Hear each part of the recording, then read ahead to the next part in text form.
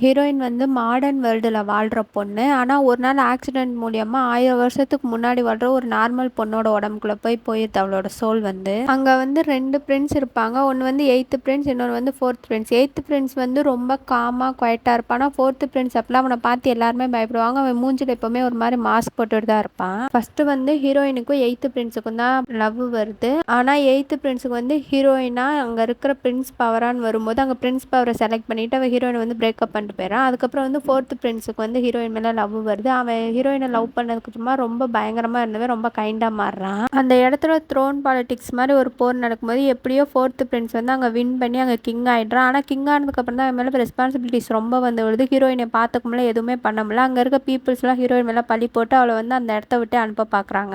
எப்படியோ ஹீரோயின் மேலே தப்பாக பழியை போட்டு அவளை அரண்மனையை விட்டு அனுப்பிடுறாங்க. ஹீரோயின் எப்படியாவது ஹீரோவை பார்க்கணும்னு நினைக்கும் போது அவங்க ஏதாவது பண்ணி பார்க்க விட மாட்டாங்க. கடைசியாக ஹீரோவை நினச்சிட்டு ஹீரோயின் வந்து இறந்துருவா.